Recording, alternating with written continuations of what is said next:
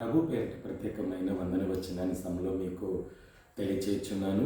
ఆది కాండము 24వ అధ్యాయంలో మనం చదివితే గనక అబ్రహామును దేవుడు అన్ని విషయములలో ఏం చేశాను?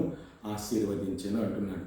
అన్ని విషయములలో అబ్రహాము ఆశీర్వదించబడినప్పుడు తన ఇంటి పెద్ద దాసుడైనటువంటి ఎలియాజరును అబ్రహాము పిలిచి తన చేతిని తొడ కింద పెట్టుకొని ప్రమాణం చేసి అంటాడు, నీవు నా కుమారుని కొరకు ఒక కుమార్తెను ఏం చేయాలంటే నువ్వు తీసుకొని రావాలా, నా తండ్రి సహోదరులలోకి వెళ్ళి ఒక కుమార్తెను తీసుకొని రావాలని చెప్పి ఎలియాజరుతో ప్రమాణం చేసి అబ్రహాము పంపించినప్పుడు ఎలియాజరు 12వ వాక్యం చదివితే గనక నేను వెళుతున్న ప్రయాణము సఫలము చేసి అన్నాడు. 24వ వాక్యంలోనికి వచ్చేసరికి ఆయన నా యజమానుడికి కుమారుని విషయంలో ఆయన కార్యం ఏం చేశాడంటే సఫలము చేశాను అని చెప్తున్నాడు.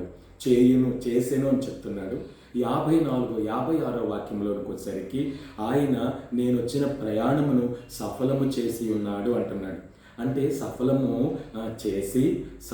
చేశాను, సఫలము చేసి ఉన్నాడు అని అక్కడ ఎలియాజరు తలపెట్టినటువంటి పనిలో దేవుడు ఏం చేశాడంటే కార్యము సఫలము చేశాడు. ఈరోజు కూడా దేవుని వైపు నువ్వు చూస్తున్నట్లయితే నీ ఒక పని తలపెట్టినట్లయితే ఆ పని దేవునికి అప్పచెప్పి నీవు ప్రయాణం చేయి. ఆ ప్రయాణంలో నీకేం చేస్తాడంటే కార్యము సఫలం చేస్తాడు. ఆమేన్.